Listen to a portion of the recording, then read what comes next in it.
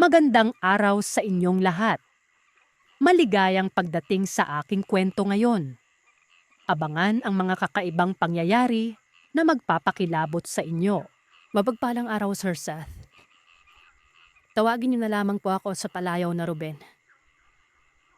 Ang kwentong ibabahagi ko sa inyo ngayon ay nangyari noong taong 1985 sa isang lugar sa Mindanao na hindi ko na po papangalanan. Gusto ko lang po sanang ipalam na ang mga pangalan, lugar at pagkakakilanlan ng mga taong sangkot sa kwentong ito ay binago ko dahil masyadong maselan ang nilalaman nito. Ilang dekada na din ang nagdaan mula nang mangyari ito, Sir Seth. Nakakatempt ipagmalaki na humantong ako sa ganitong edad. Pero kapag naaalala ko ang aking mga kasama, gusto kong magkulong na lamang sa silid at malugmok sa matinding pagdadalamhati. Nais kong ibahagi sa inyo itong kwentong kababalaghan sa pag-asang mababawasan kahit na konti ang takot at bangungot na muntikan ng sumira sa aking buong pagkatao. Hindi na di madali ang aking pinagdaanan. Nasaksihan ko ang pinakamasakit na kamatayang hindi na naising maranasan ng kahit sino. Alam kong nanumpa ako sa aking sarili na hindi na babanggitin ang tungkol dito, kahit kailan. Pero ngayon, lalakasan ko na ang aking loob para tuluyan na akong makausad at makalimot mula sa aking masalimuot na nakaraan. Noong mga panahon na nangyari ito, isa akong sundalo. Taga Maynila ako pero sa Mindanao ako ibinase nun. Palaging nagkakagulo sa nasabing lugar. Nagkalat ang mga terorista at mga rebelde. Napuno ng takot ang mga residente na halos hindi na namin nakikita sa labas ng kanilang mga tahanan. Wala na silang kalayaan, Sir Seth. Matagal ko nang pinangarap na maging sundalo. Bata pa lamang ako. Gusto ko nang humawak ng baril at makipagbugbugan sa mga masasamang loob. Kaya naman nang magkaisip ako at tanungin ng aking mga magulang kung ano ang gusto kong maging. Kagad kong sinabi na gusto kong maging isang sundalo. Kahit gaano kahirap, naging desidido ako sa bagay na gusto kong gawin. Kaya naman nang matapos ako sa kolehiyo, dumiretso ako sa PMA sa halip na magtrabaho bilang isang negosyante. Kagaya ng gusto ng mga magulang ko. Sumailalim ako sa training hanggang sa makapasa ako at magkaroon ng pagkakataong may assign sa Mindanao. Unang tapak ko pa lamang sa nasabing lugar, nakaramdam na ako ng pagkabalisa, Sir Seth. Maayos at tahimik naman ang barracks namin. Ay nga lang sa kasamaan kong sundalo na si Rodney, may kakaiba raw na nangyayari tuwing sumasapit ang kabilugan ng buwan. May naririnig silang mga huni na hindi naman daw tunog ng ibon. Hindi rin mula sa ibang mga hayop dahil sa tagal na daw nilang namamasyal sa lugar, ay wala naman silang napapansing kakaibang uri ng mga nilalang. Minsan ay sumama ako sa kanya na namasyal sa baryo. Hindi ko lang maintindihan kung bakit kabaliktaran yata ang mga natatanggap naming balita sa mga nakikita namin sa nasabing lugar na ito. Ang sabi sa natanggap naming report, magulo umano ang baryo dahil halos araw-araw itong ginagambala ng mga tulisan. May mga nakawan, patayan, at pang-aabuso pa sa taga-baryo na hindi ko nagustuhan. Pero itong nakikita namin, napakaayos, payapa, at masayang paghahanap buhay ng mga tao. Matagal na nga raw si Rodney dito pero kahit kailan ay hindi pa siya nakakapunta sa baryo. Kaya libang na libang kami sa kasiyahan at pagiging magiliw ng mga taga-ron.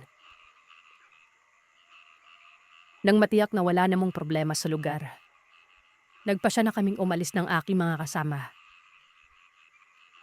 Umuwi kami sa barracks at ibinalita sa aming commander na wala namang nangyayaring hindi maganda doon. Walang sumugod na tulisan o kung ano pa. Sa halip na sumang-ayon, nagalit pa ito at pinagsabihan kaming bumalik kami doon. Dahil nagkakagulo na umano ang mga tao at naghihingian na ng tulong. Nagkatinginan kami ni Radmi at nagsama ng 5 pang kasamahang sundalo pabalik sa baryo. Para wag malaman ng mga tao na nasa paligid lamang kami. Iunibot kami at medmatsyag sa paligid na. Hindi ako makapaniwala sa amin nakita. Yung mga taong humarap sa amin ay mga huwad na taga-baryo. Ang totoo, wala na talagang residente sa nasabing lugar dahil napagtanto namin kung gaano na kaabandonado ang bawat kubo at bahay na naroroon. Hindi ko maintindihan kung bakit hindi yan napansin noong una. Tanya-kanya na lamang kami sa pag-ahanda at paghintay sa signal ni Teniente para sumugod na kami. Pinagmasdan ko nang pumasok sa isang kubo ang isang nakabaster na babae. Hiniklas niya ang suot at militaw ang pantalong nakalilis abot sa tuhod. Kung saan makikita naman sa bewal ang kanyang nakasuknit na matataas na bitalibre na bare. Kilabahan ako ng mga oras na yon. Hindi ko alam kung mapapalaban ba kami. Lalo na't ito ang magiging unang sabak ko sa gyera. Kaarap ang mga rebembing yon. Naisip ko lang napapatay ako ng babae ay hindi na magkamayaw na kumakabog ang dibdib ko. Naalala ko sa kanila ang kataparan ng mama ko. Naramdaman yata ni Rodney ang pagkabalisa ko noon. Kaya pinapik niya ang balikat ko. Napanipi ako na sabihin niya magiging ayos din ang manuang lahat. Ilang sandali pa, nagpagulan na sa padipan namin at ng mga nakasagupa naming mga rebelde. Marami sila at hindi namin tayang panunin ng mga yon. Alam kong may pagkakamali sa ginawa naming praktika para manimla ang mga rebelde na ito. Nabaril kasang 3 sa mga kasama namin. Samantanang kaming 4 naman na na-corner na ng mga rebelde ay ginawa nilang bihag. Habang sa pilitan nila kaming pinadalakad ay pinututukan ng barilinon. Nakaramdam ako ng matinding takot. Halo-halo ang mga sidaryong naglalaro sa isip ko. At sa totoo lang, nabarabalisa ako noon. Kiniisip ko kung paano man laban nang hindi nasasakpan ng aking mga kasamahan. Inimbargo nila ang aming mga armas, damit at sapatos. Pinalakad nila kaming naka-shorts, nakayapak, at nakagapos noon. Kakaiba pang tingin sa amin ng mga rebelde, Circe. Pila ba sa halip na manggigil sila sa amin dahil nga magkalaban kami sa paniniwala, ay tuwang-tuwa at halos ayaw pa nilang madapuan kami ng lawak habang naglalakad. Para bang bumalik ang mabuti nilang pakikihirap sa amin noong una. Noong una namin silang nakilala. Hindi ko alam kung bilivin lang lamang ba kami ng aming paningin o hindi. Basta alam ko lang, marita kaiba sa kami daw pakikitungo sa amin.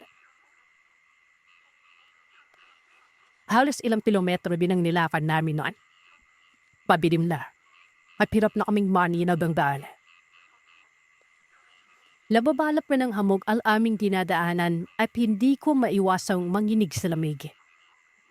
Di ang pagpingala namin sa langit ay hindi na isang magandang idea.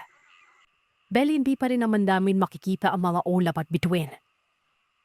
Basta, naglalakad lamang kami hanggang sa makarating kami sa isang lugar na napapalibutan ng maraming bakod na.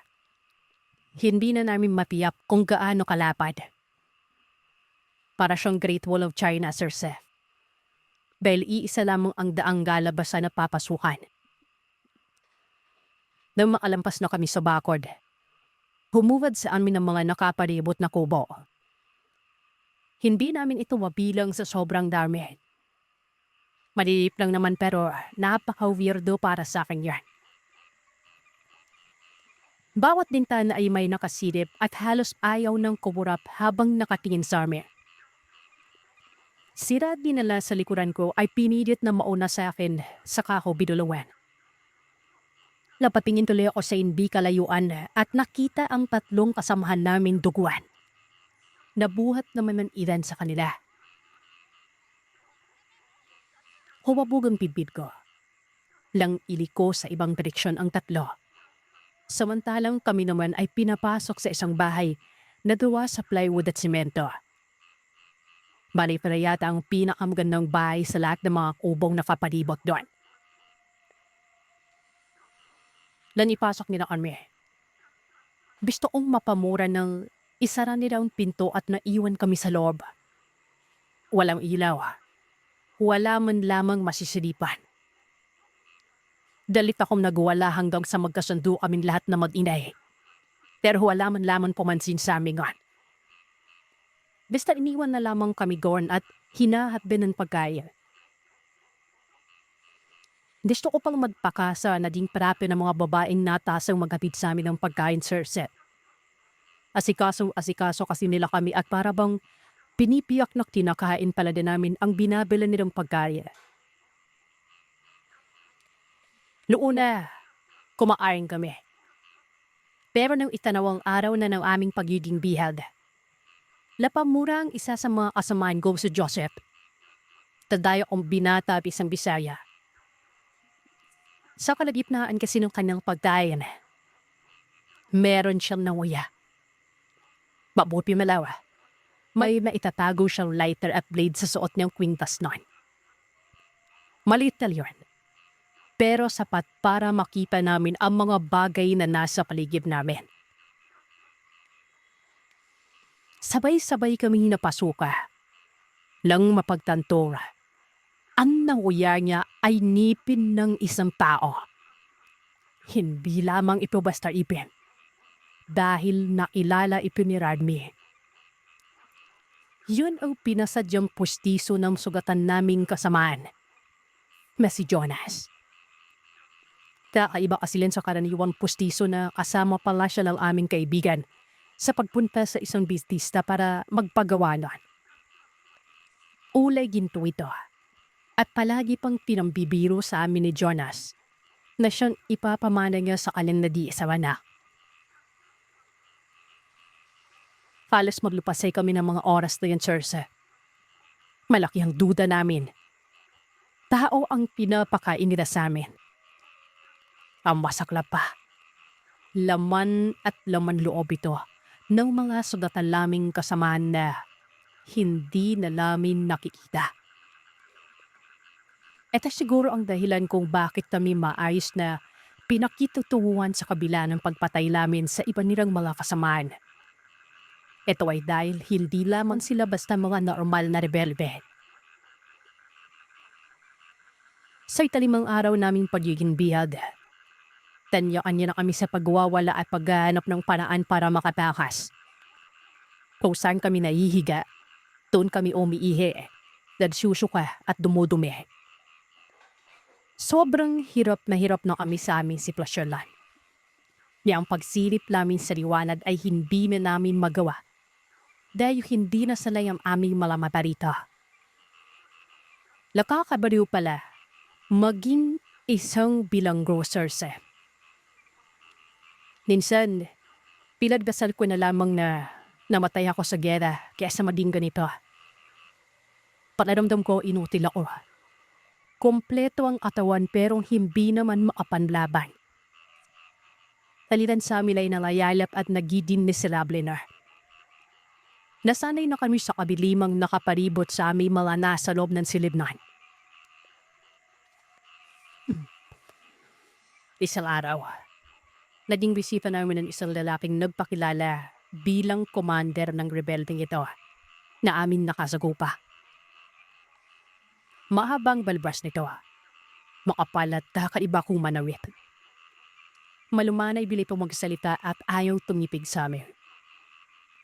Sabi niya, ipinaaabot niya raw sa aming heneran ang pagkakabihag nila sa amin. Paaawalan kami sa pamamagitan ng pakikipagnegosasyon ng aming heneral sa kanila. Isang uri ng sundalo, kapanip ang karampatang alaga Manimid ako sa labis na ganit. Nagsandalo ako dahil sa hirap ng buhay. Anong ibabayad ng pamilya ko? Ako lang naman ang inaasahan nila. Ako ang nagtataguyod para mabuhay ang aking pamilya. Tingin ko sa commander na may pangalang Pedro ay isang anghel na may pakpak pero may buntot din at sungay. Isa siyang demonyo dito sa lupa. Gigil na tumayo ako at napipikon na nilapitan si Commander Pedro. Sinunggaban ng kwelyo ng kanyang dabit. Nanggigipus-pus na sinabi ko sa kanyang palayain na kami pero tinutukan lamang ako ng baril ng kanyang mga tagasunod. Hinanap ko pa sa kanyang aking mga kasamaang sugatan. Pero tumawa lamang siya sabay sabing niya. Nilalangaw na daw sa ngayon ng mga ito. Dahil noong isang araw pa nila ito, dinume. Tulalang napatitig ako sa kanya at inintindi ang kanyang sinabi. Gusto ko pa sana siyang sakalin pero umatras na si Commander Pedro at hinayaan na naman kaming mamuhay sa silid na purong kadiliman. Habang nakaiga ako sa malamig at maruming semento, ay hindi ko maiwasang humagulgol at humingi sa Panginoon ng gabay para sa aming kaligtasan. Nawawala na kami sa sarili at maging si Rodney ay tuluyan ng nabaliw dahil sa depresyon at kawalan ng pag-asa noon. Nakalimutan ko na kung paano tumakbo ang oras. Hindi ko na malaman kung umaga ba o gabi noon. Kung anong buwan na ba o inabot na ba kami ng taon. Basta ang alam ko lang, isa-isa nila kaming pinalalabas at nakaramdam ako ng pag-asa. Ayon kay Commander Pedro, may pantubos na daw ang bawat pamilya nang nakapiit sa madilim na silid na kinaroroonan namin.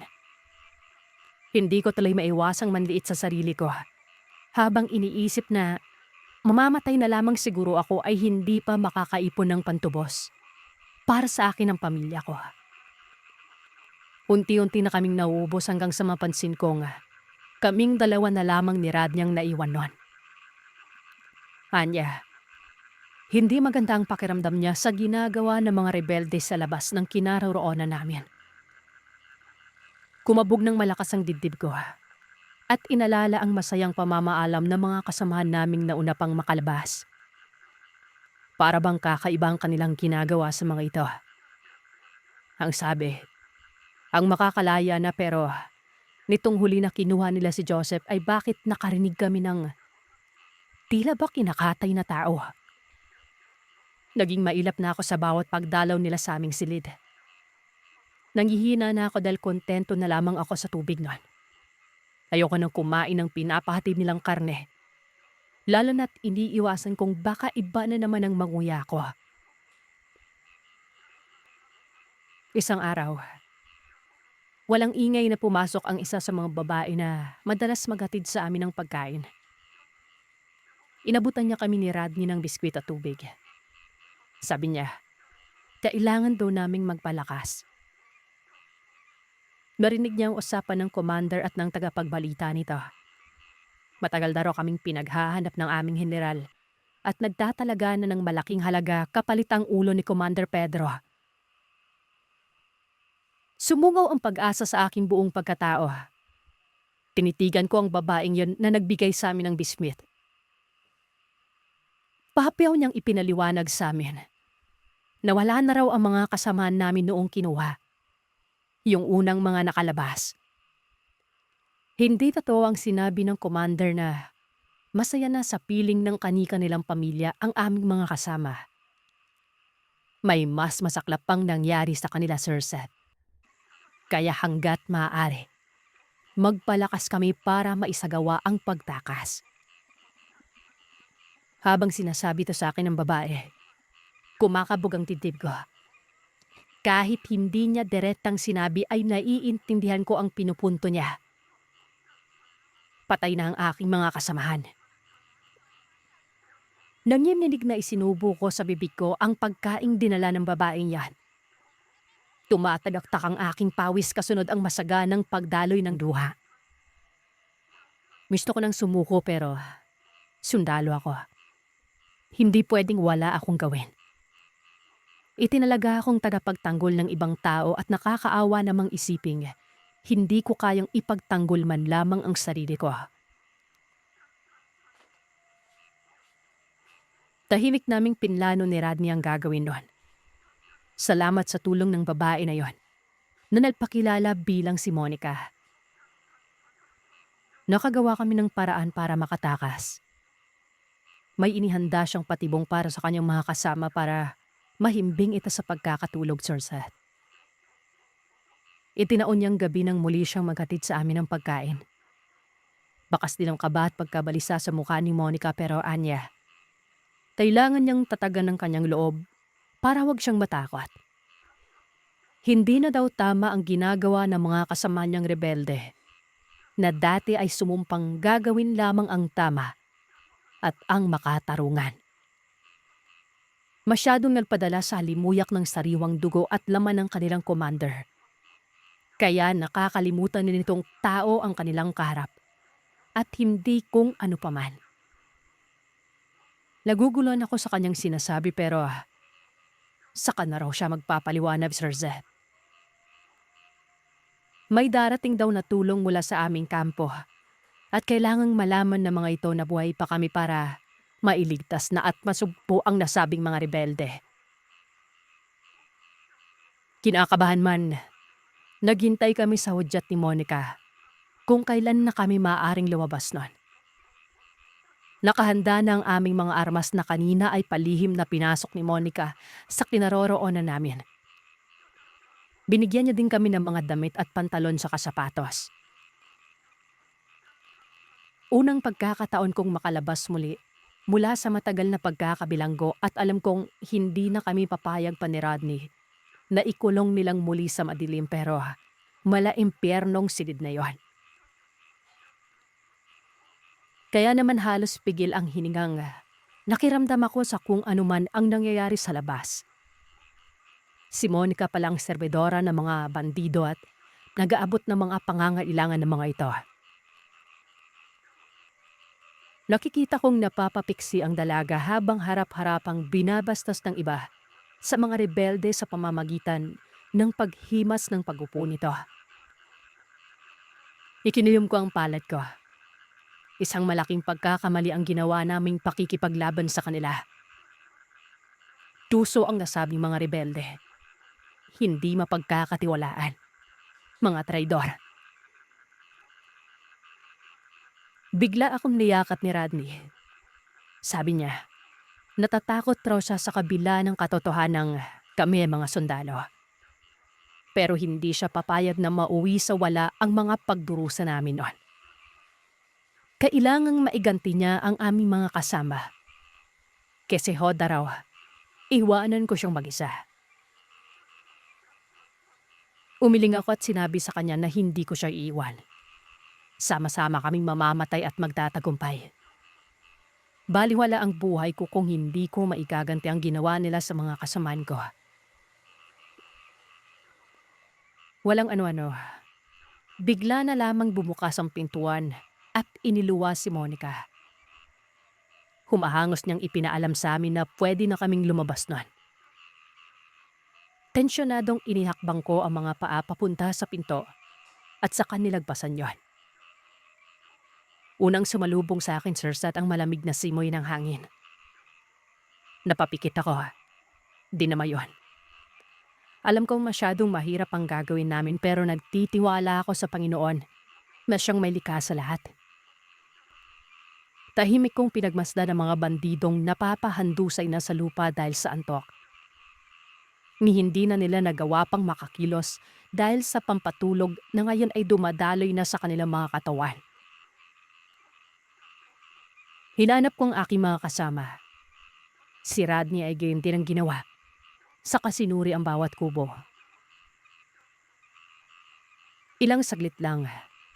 Tinawag niya ako at dinala sa likod ng mga talahiban sa hindi kalayuan. Nakita ko ang nasa 5 hanggang 6 na lamesang malalaki. May nagkalat na dugo at hindi ko matiyak na mga peraso ng karne. Mirapitan ko yalat sinuri. Gusto ko magwala sa labis na panbidiri na makipa ang pira-pirasong hiniwa na laman ng tao. May mga ulo ito at tasoplam-soplam ang inabot nila sa kamay ng mga bandidong yon. Gusto ko pan magsisisigaw sa kakwat. Pero maipa ang ilan sa pamilyar na mga mukha. Sa bawat ulo na napagtanto kong ang akin palang mga kasama. Nagwala ako at nag-iiyak sa sobrang pigapi. Kinapay ang aking mga kasama. Kailan law ay paisasayang nagpaanam sa akin. Masemilam sinabi nga hanap ng paraan para mapalabas din kami. Mula sa pagkakabinanggo pero hindi na pa na mangyayari yan. Sila mismo ay naging masaklap ang katapusan. Dahil sa dalit ko, pinagpapatay namin ang bawat bandidong natutulog. Pero din mang matatawan pero yun ang ginawa namin ni Randy. Pila kami nawala sa aming sariling kapinuan. Matapos naming pagsasaksaking gamit ang mga sibat na bimigay sa amin ni Monica ay mala ito. Habang ginagawa namin yon, bigla-bigla akong naglulukasay. Naaawa ang mga kasamaan ko walang alaban-laban na kinapay nila at pinagpiestaan na mimoy baboy. Nilalangaw pa ang mga ito at hindi man lamang nila pinag-aksaya ang ilibing nun. Sabagay, kinakaing layakan nila ang mga alahi namin. Hindi ko pa nakakalimutan ang tadpong isa sa amin ay dumura ng pustiso na mula sa aming kasama. Isa hinagap ko ay wanang mag-aakalang nakaranas kami ng ganitong pagdadaramhabi. Namatay sa gyera ang aking mga kasama. Matatanggap ko pa.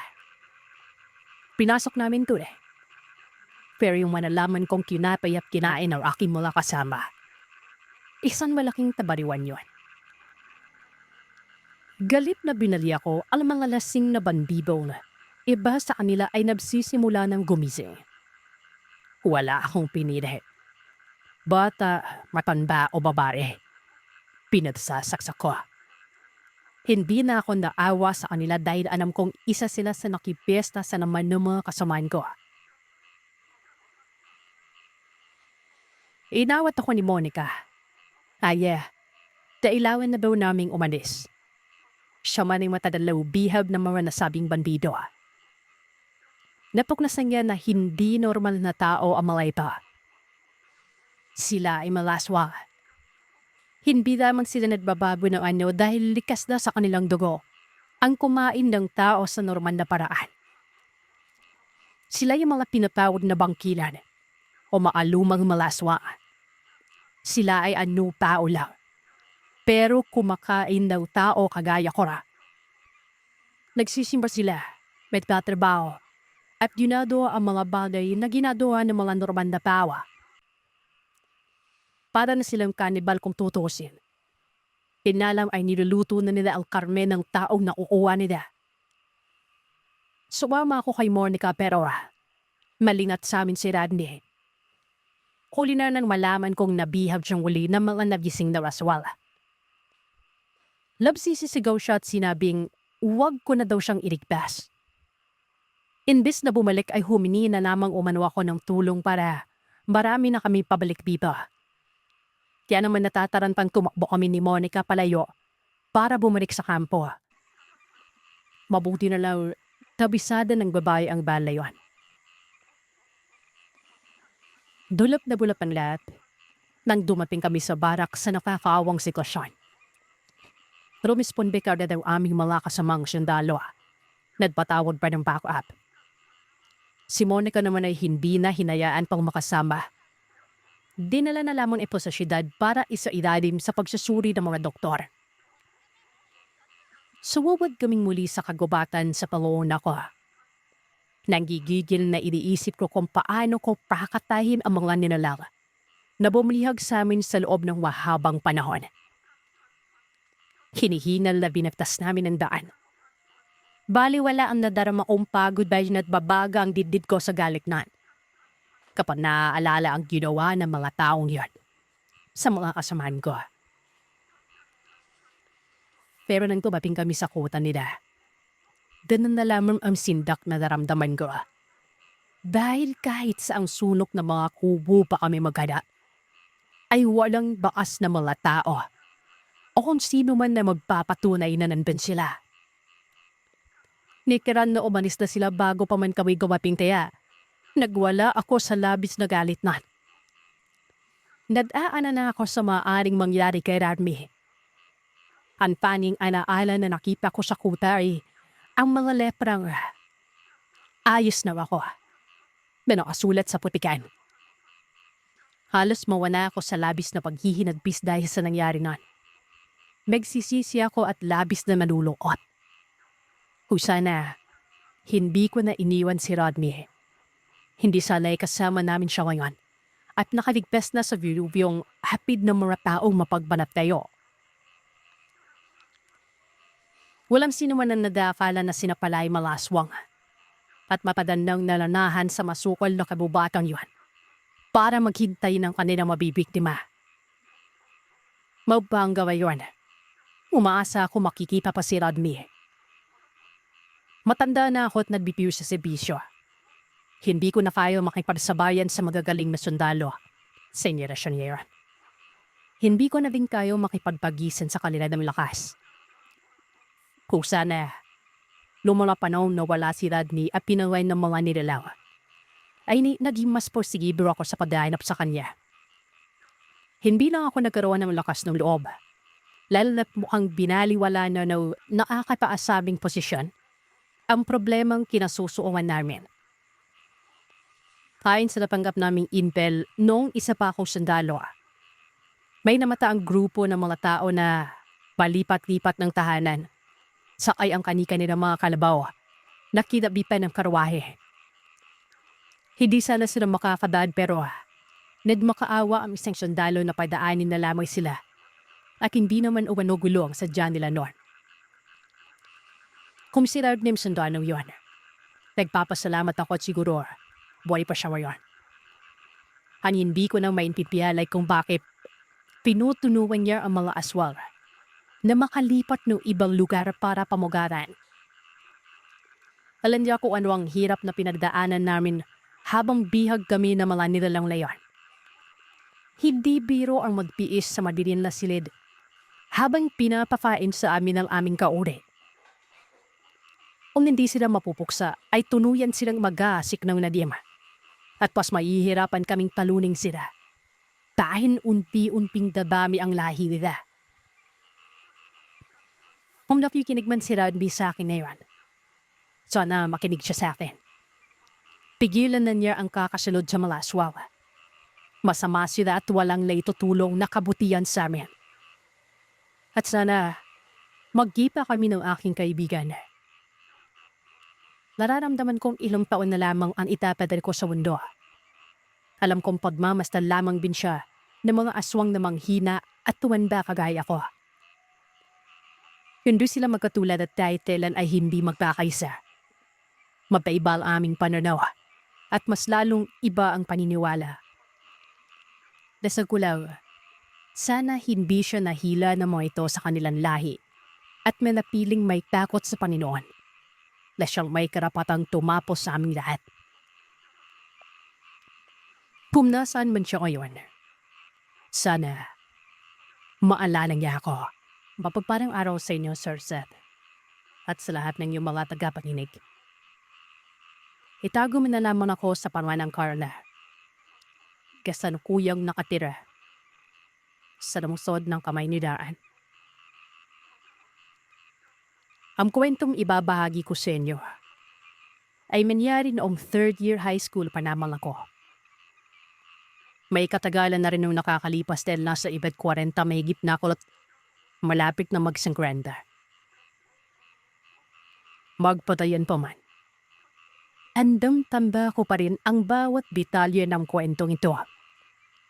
Sa kadahilan noon, ito ang naging dahilan kung bakit kahit kailan Hindi ko na ginusto o gugustuhin pang makabalit sa lugar na kinalakihan ng aking ina. Nang mga panahong ito ay hindi ko ipagpakailang puro pagbubulakpol at padlalakwatsa lamang ang ginagawa ko. Tubong syudad kasi ako at lapabarkada talaga. That medyo squatter ang kinapitiran namin noon. Napasama ako sa mga kabataan gaya ko. Yung pagsasayalong nasa isipan. Madalas akong lumibon sa klase namin para sumama sa mga kaibigan kong pawang pariwara ang buhay. Walang mga magulang o galing sa broken family. Ewan ko ba? Hindi ko talaga naisip kung ano ang kalalagyan ko pagdating ng kinabukasan. Ang tanging gusto ko lamang noon ay ang mablakwat at magliwaliw kasama ang mga kaibigan ko. Na halos ituring ko na rin pamilya noon. Kaya naman ang malaman ito ng mga magulang ko na nagpapakahirap pag-aralin ako. Lapad pa siyahan ng mga itong ipadala ako sa probinsyang kinalakihan ng aking ina. Sa isang lugar na nasasakupan ng Leyte. Hindi ko na lamang sasabihin ang eksaktong palanan ng baryong yun. Nang malaman na ng mga magulang ko ang pagbubulakbol ko at pagbagsak ko sa mga asignatura sa paaralan namin, ay walang pagdadanawang isip na pinapigil na ako sa pag-aaral. Nagalit sila, nabismaya. Kaya mas sa galit noon, ayon sa kanya, mas maiging iuwi na muna ako ng probinsya para mailayo sa mga barkada kong hindi magandang impluensya. Hanga pa nito, may pipirahan naman ako ron. Kung saan sila nakatira dati ng kanyang mga magulang. Sinabi din ng mga itong huwag ako mag-alala dahil may aalalay daw sa aking papunta ron at may magbabantay. Mas sigurado magpapatinong sa akin. Doon ko na binumanaw ipagpapatuloy ang pag-aaral ko na naudlot dahil labin sa kandagawan ko. Ora mismo, pinagbiyahe kami ng tiyahin kong si Martha, patungo sa lugar kung saan ang dating kinapitirahan nila. Si Pia Marta ay ang masumit at laging nakaanil na bunsong kapatid ng aking inong, hindi pa nakakapag-asawa. Kaya naman sa puder namin ito nakatira. Dren na din sa magkasosyo sila sa negosyo ng aking inap, soundong bikip din talagang dalawa nun. Pihikan kasi pagdating sa mga lalaki kung kaya't nataedad na lamang men hindi pa nagkakanobyo. Sa palabay ko tatanda na lang itong dalaga. Ben na rin sa kasungitan mataglay niya. Sa naging buong biyahe namin ay tahimik lamang ako. Naramdam ko kasi yung hindi magandang aura ng tiyain ko na halatang lababin sa loob itong pantayan ako noon. Nang malapit na kami sa paroroonan namin, saka pa lamang ako usap ng tiyahin ko. Sinabi nito ang dapat at hindi ko dapat gawin pagdating sa kanilang lugar. Alim sa kanya, ay hindi ako pwedeng magagala mag-isa at piyakin kung ladi ako may kasama kung lalabas man ng bahay at mag-iikot sa baryo nila. Mariin binitong pinaala ng huwag na huwag akong magpapaabot ng takip silim sa labas ng bahay at huwag makipag-usap sa mga taong hindi ko kakilala. Marami pa siyang sinabi at tinagbawal sa akin. Sa dami nun, hindi ko na nga matanda ng iba. Tanging pagtanong na lamang ang laging tuwin ko sa mga ito. Nang makalaping na kami sa destinasyon namin ay masasabi kong hindi naman gaanong kaliblib ang lugar na yun. Marami ng kabahayan sa paligid. Sobrang linis ng kapaligiran. May kalakihan din ang bahay na pinitirahan namin. 2 palapabito at pulidong simento na may dit na kulay itim. Yung bisenya nito yun ba ang mga lumang bahay ng Kastila noong kapanahunan? Halos lahat ng bahay sa baryong yon ay nakikita kong pulido na. Bilang na sa daliri ang gawa pa rin sa kahoy at tambakan. Sa paraday ko naman ng mga sandaling yon, maprepara ang mga nakatira ron at malayo na paradra sa tipikal na itsura ng probinsyang inaakala ng kalamihan. kung susumahin para malabahay bakasyonan ng mga ito. Magpadanan pa man, nananatili pa rin ang katahimikan sa buong lugar. Marami pa din ang nagtatayog ang mga puno na nagbibigay ng lilib sa paligid. Wala kami makikitang taong paglalagala sa kalsada at labas ng kabayan. May panapanaka naman ng una tayong mga nakatambay pero nasa loob lamang ng malawak din ng mga bakuran. Nagtataka pa ako noon kung nasa tamang lugar ba talaga kami ng tiyahin ko. Dahil hindi ganung klaseng lugar ang nasa isipan kong dapat man namin. Akala ko kasi nung una, yung tulad ba sa mga napapanood ko sa telebisyon. Imbang bakas talagang kahirapan at kagutuman. Pero mali ako ng akala nun. Bagamat malayo sa kabiasnan ng lugar na yon, para ka nang bigna sa syudad pero mas tahimik at payapa na. Napakasariwa ng hangin at madademba talaga mga tanawin. Yun pa lamang kasi ang unang pagkakataon kong nakapunta sa lugar na kinalakihan na laping ina. Nang makaraping kami sa tapat ng bahay, ay malakas na pinatok ni Pia ang gate at may pinawag na kung sinong Poncio Pilato. Pero lumipas na lamang lang ng minuto. Wala pa rin nagbubukas sa amin nun. Bahagya ko munang ililibot ang paningin ko sa kabuuan ng bahay. Mula sa labas ng gate, kung saan naiita mo ang kabuuan ng bahay at mga bintana na may kalumahan na.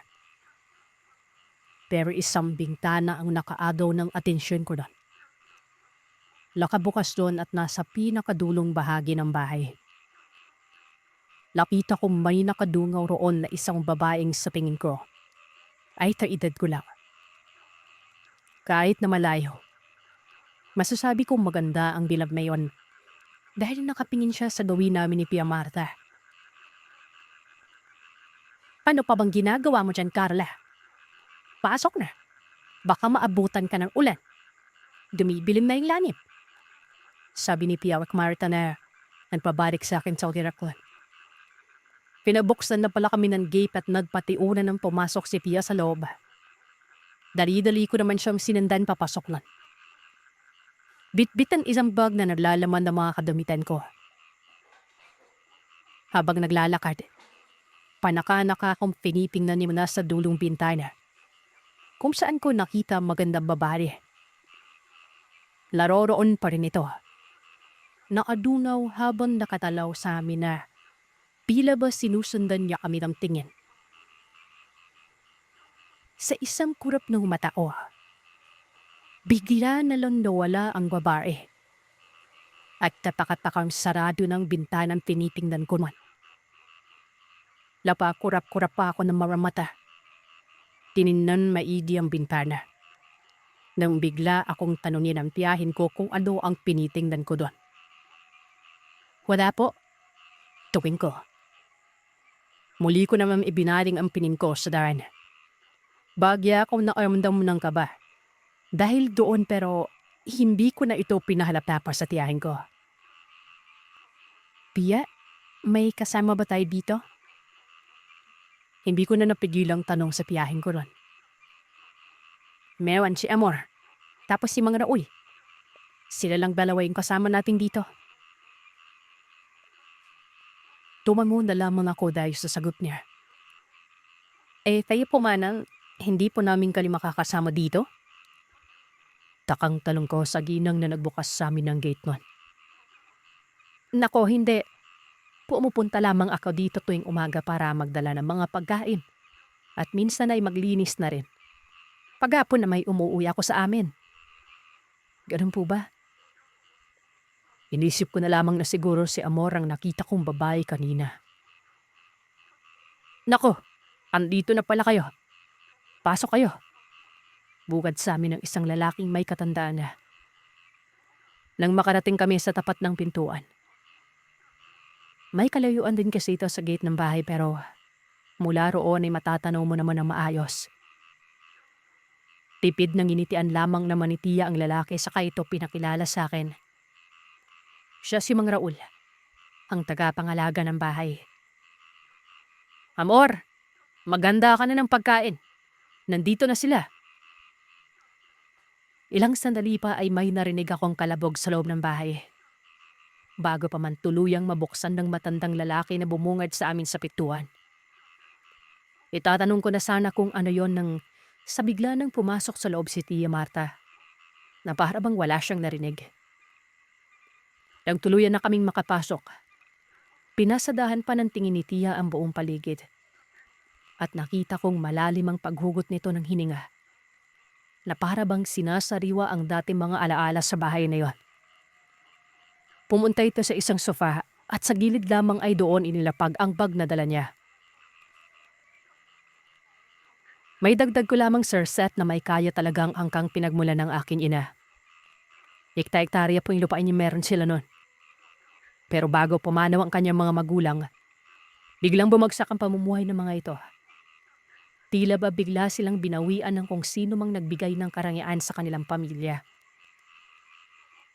Ayon sa aking ina nun, marami silang lupain at sakahan sa nasabing lugar. Kilala din ang angka nila pero nang magkasakit ang kanilang padre de pamilya sa hindi malamang dahilan, naipagbenta ang mga ito sa murang halaga. Habang ipinapagamot ang kanilang ama ay katakataka umanong maging ang kanilang ina ay biglaan ding tinamaan ng sakit na hindi matukoy ng mga eksperto. Kahit anong paggamot nila sa dalawa, sa kasamaang palad, hindi na gumaling ang mga ito at halos sabay na binawian ng buhay. Kaya naman sa isang iglap, biglang naglaho ang kayamanang meron ng pamilya nila na minana pa mula sa mga kaninunuan nila noon. Tanging ang bahay na yun na lamang ang natira at ang mga mamahaling muebles na kailanman ay hindi nila binalak galawin. Kumalat ang kuro-kurong binarang o sinumpa umano ang mga magulang nila kung kaya't sinapit ng mga ito ang kalunos-lunos sa kamatayan. Hindi naman ipinatailan ng aking inang may ugali talaga ang magulang niya at isa na nga si Tia Marta sa nakamana nito. Sa takot nga nila inayat ng mga kapatid niya, umalis sila ng lugar. Mas pinili nilang iwan na lamang ito kesa naman mapunta pa sa kanila ang kung anong sumpang nakakabit na sa bahay na yon. Nasa tamang gulang na rin umano silang magkakapatid at si Tia Marta na lamang ang minor de edad ng mga panahong yon. Kaya naman napunta ito sa poder ng nanay. Ang ibang mga kapatid naman ni inay ay nagsipag ibang bansa mga ito. Ginawa na lamang bahay bakasyonan ng dating kinatitirahan nila. Pero sa pagkakaalam ko, swerte na kung may isa sa kanilang magkakapatid ang magbakasyon roon isang beses sa isang taon. Maging ang aking ina, Tia Marta, ay hindi ko na maalala kung kailan sila huling dumalaw sa bahay na dating tinitirahan nila. Kumuha sila ng mga magbabantay at mag-aalaga sa bahay na yan. Nang sa ganoon ay mapanatili ang kalinisan at kaayusan nito kahit na napaglipasan na ng panahon. Iyon ang kwentong alam ko sa likod ng malaking bahay na kinatitira noon ng aking ina at kung bakit nila ito nilisan.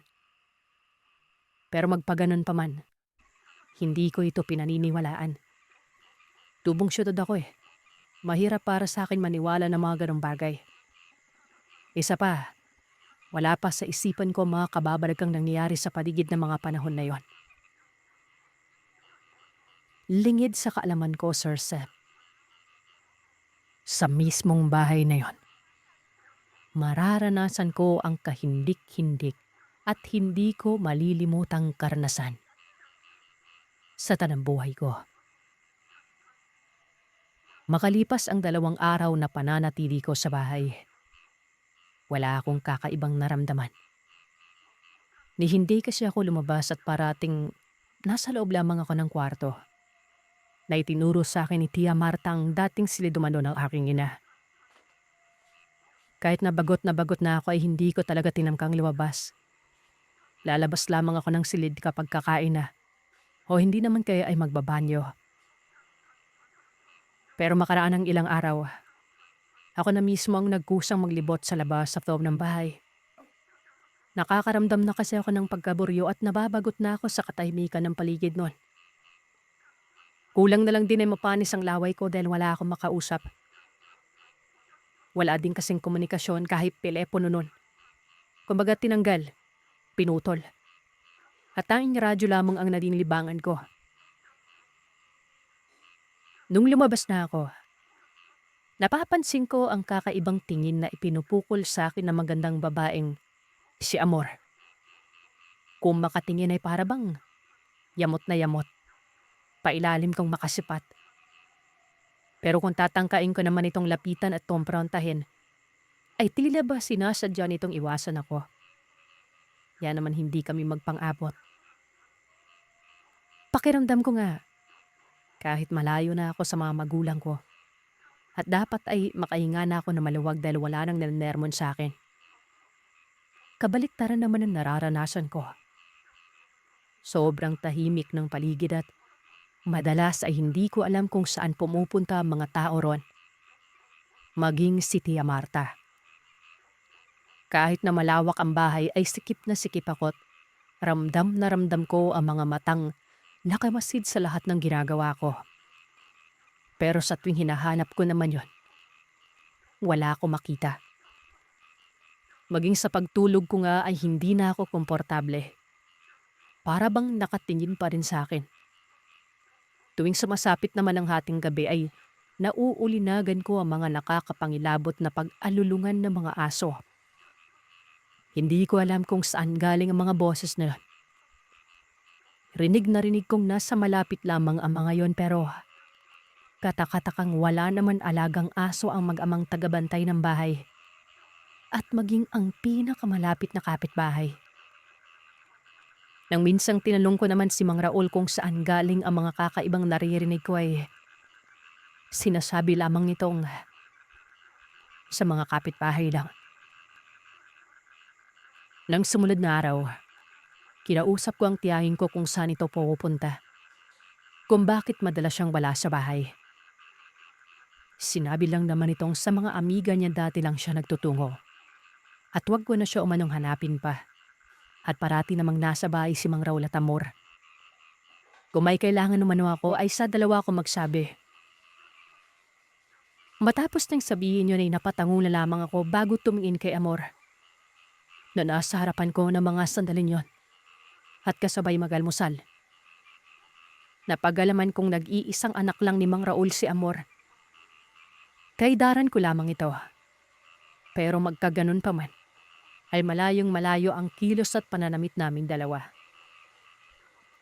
Kung titingnan mo siya, ay hindi mo aakalaing 16 anyos pa lamang ito. Aakalain mong nasa 20 mahigit na. Dahil sa kasuotan nitong mahaba at balot na bestida. Misteryosa at tahimik na tao si Amor na para bang napakarami nitong tinatago sa sarili. At halos hindi ito nagsasalita kapag hindi mo sasadyaing tanungin o kausapin. Bilisan mo nang makapunta na tayo ng bayan. Putol ni Tia Maria sa iniisip ko. Muli ay tumanguna lamang ako at pinagpatuloy ko ng pagkain ng agahan. Habang kumakain, napapansin ko ang panakanakang pagsipat ng tingin sa akin ni Amor. Pailalim yon. Nakakaramdam na ako ng pagkainis nun. Pinilit kong pinapakalma ang sarili ko dahil nasa harap kami na ang pagkainan at hindi ko ito pwedeng basta nalang komprontahin dahil katabi niya ang kanyang ama. Ang ginawa ko'y binilisan ko na lamang ang pagkain at tinapos na kaagad. Asiwang-asiwa na kasi ako sa pamamaraan ng pagkakatitig ni Amor sa akin. Na sa tuwing titingnan naman ito, sa kababaling sa iba. Matapos ko makapag-ayos sa sarili, gaya ng sinabi ng tiyahin ko, nagtungo nga kami sa bayan para mamili ng ibang pangangailangan namin. Hinakala ko pa na makakaligtas na ako sa mapanuyang tingin at aura ni Amor. Pero laking inis ko nang isama ito ng tiyahin ko. Mula sa bahay hanggang sa pamilihan, tahimik lamang na nakasunod sa amin ng babae na para bang may sarili itong mundo. Maganda ito at hindi yun maipagkakaila. Pero kung susumahin mo maigi, ay tila ba kulang ito sa pag-iisip. At nikibuin kami ay hindi man lamang niya magawa. Sa tuwing kinakausap siya ni Tia Marta ay tanging pagtango at iling lamang ang tinutugon niya, na hindi pa makatingin ng diretsyo.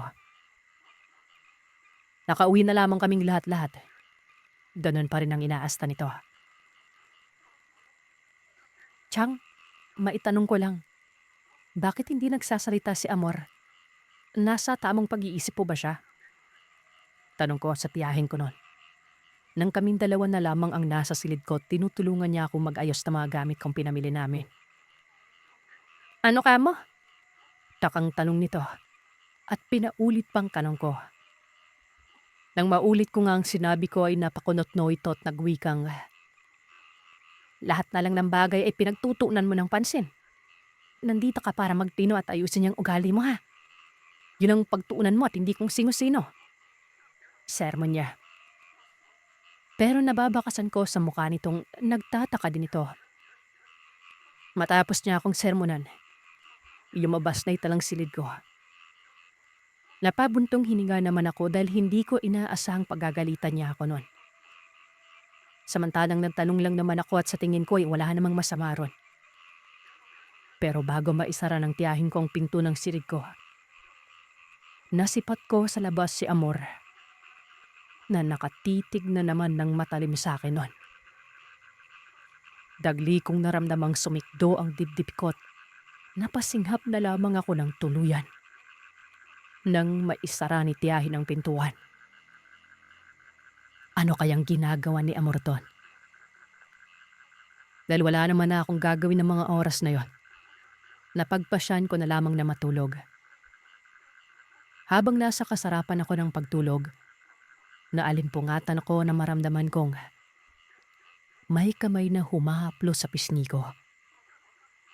Marahan at mainat yon na tila ba humahaplos ito ng pusa. Hanggang sa dumako ang kamay na yon sa tiyan ko. Doon naman ako nito hinaplos ng marahan. Nung una, binaliwala ko lang yon. Pero nang maalala kong nag-iisa lang pala ako dapat sa silid ko, at sino naman ang gagawa nun sa akin ay agaran akong napadilat at napabalikwas ng bangon. Nang makabangon, nakita ko sa maipaahan ko si Amor. Blanko ang mukha nitong nakatingin sa akin. Dali-dali ako nagpalinga-linga para hanapin ang kung sinong humahaplos sa tiyan ko nun.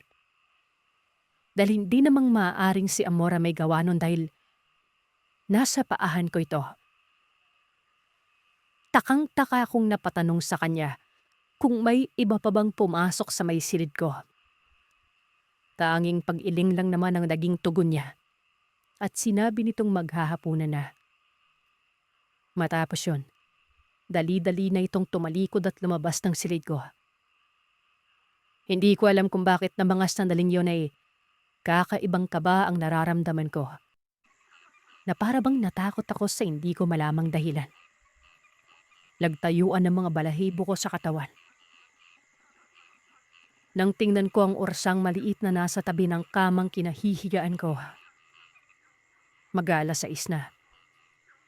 Ikinalma ko ang sarili at nag-ayos muna ako bago nagtungo sa kusina, kung saan ang hapagkainan. Pagkarating ko sa kusina, naghahanda na sila ng makakain. Kaya naman naupo na lamang ako at pinagmasdang maghain si Amor. Habang tinitingnan ko nga ito, hindi ko pa rin maiwasang mapaisip kung hindi nga ba talaga siya ang humahaplos ng pisngi at tiyan ko noon. Imposible talagang siya. Alangan namang humaba ang kamay niya para maabot ang tiyan ko, di ba? Kahit na kumakain kami ay hindi ako mapakali. Panay ang pagsipat ko ng tingin kay Amor.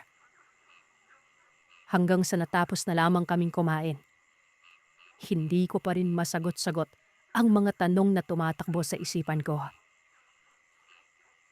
Kinagabihan, hindi ako nakatulog kaagad kakaisip. Idagdag pang kakaibang init at alinsangan sa paligid ang nararamdaman ko noon. Kahit na may hangin namang nakakapasok mula sa labas ng bintana. Init na init ako. Nang sumapit ang dakong 11:00 ng gabi, ay narinig ko na naman ang mga alulungan ng asong. Tila ba nasa labas lamang ng bahay namin. Nagtayuan na naman ang mga balahibo ko't unti-unti na naman akong nilukuban ng takot at kaba dahil sa mga naririnig ko nun. Nang sumilip ako sa awang ng bintana ng silid ko para tingnan kung nasaan ang mga ito, nagulat ako sa nakita. Tumambad sa akin ang mga naglalakiang aso. Napakarami nila, Sir Seth. Nasa labas ng bakod namin ang mga ito. Nakatingin sa bahay habang umaalulong at umaangil nang nakakapangilabot.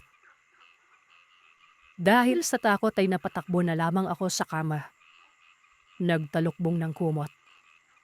Halos umabot din ng 1 oras ang ginagawa ng mga asong yon.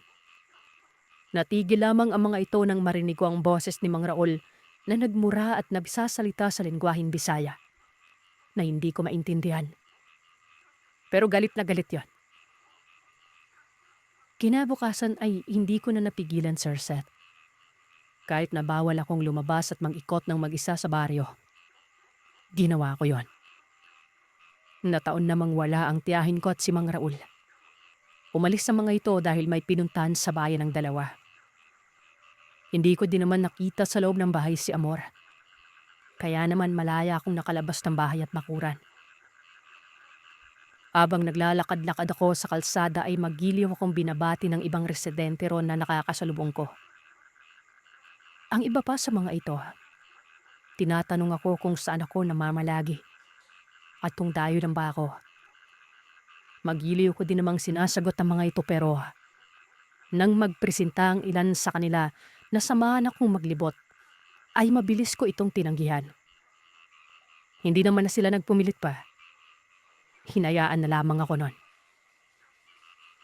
Sa pagpapatuloy nga ng paglalakad ko ay sinisipat-sipat ko ang mga kabahayan para tingnan kung may mga alagang malalaking aso ba ang iba pang nakatira sa barim yon.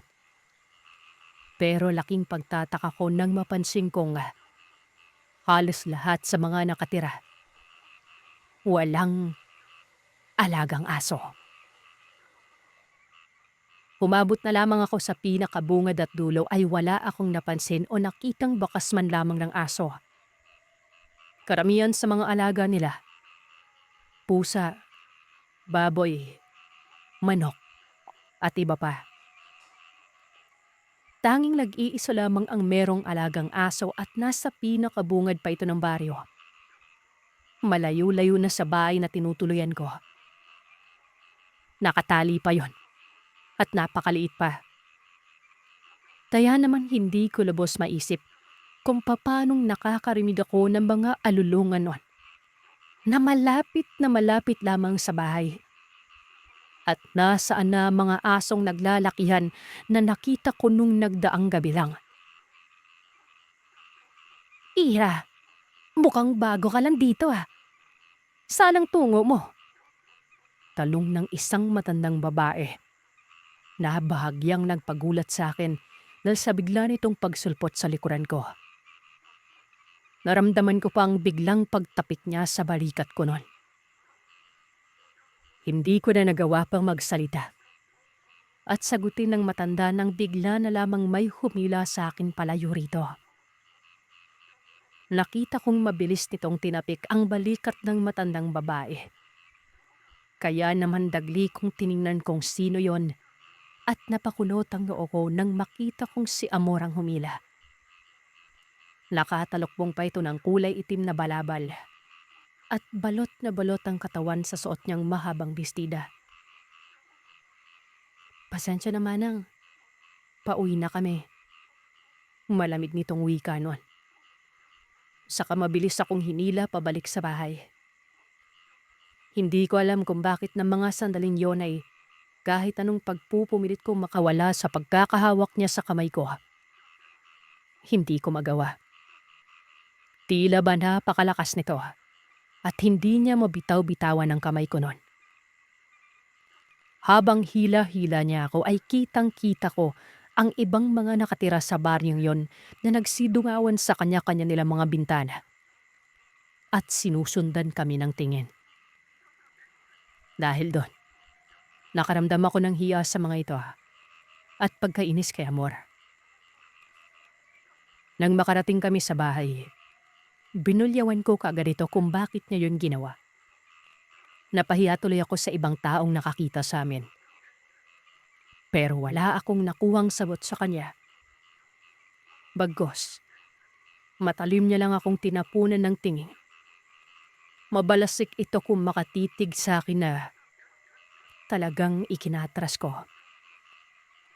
Ilang segundo na nang tinagal ko noon hanggang sa dumako ang mga mata nito sa tiyan ko. Rinig na rinig ko ang pagtaskasan ng mga ngipin niya na halatang nabipigil ng inis sa sarili. Kasunod nun ay ang pagbuga niya ng malalim na hiningat. Mabigat ang mga paang iniwan na akong mag-isa sa sala. Takang-taka ako sa ginawa niya. Napatingin din ako sa tiyan ko noon. Natahimik ako saglit nang maramdaman kong biglang sumikdo ang dibdib ko. Inisip ko na lamang na kaya ako naramdaman yon dahil dala lang ng inis ko kay Amor. Dumiretso na lamang ako sa silid noon para makapagpahinga. Na makawi ang tiyahin ko kinahaponan. Sinabon ako ng sermon at kulang na lamang ay pagbuhatan niya na ako ng kamay dahil sa inis at galit niya. Hindi ko kasi sinunod ang sinabi nitong huwag akong lalabas at gagala sa bayan na mag-isa lang. Galit na galit itong nagmumura sa harapan mismo na mag-ama. Hiyang-hiya ako kay Mang Raul na mga oras na yon. At inis na inis ako kay Amor dahil tiyak kong siya ang nagsumbong sa tiyahin ko na lumabas ako mag-isa. Pero nang amba na ako ng tiyahin ko, bigla na lamang itong pinigilan ni Amor at nakita kong may binulong siya rito. Na ikapinanlaki ng mga mata ni Tia. Matapos yun ay sininghalan ako nitong magtungo sa silid tulugan ko. At wag na wag lalabas hanggat hindi niya sinasabi. Wala na nga akong ibang nagawa kondisyon din ang sinabi nito. Habang nasa loob ako ng silid ay rinig na rinig ko ang naging komosyon ng mga ito. Umalis na kayo kaagad. Bukas na bukas. Rinig kong wika ni Mang Raul.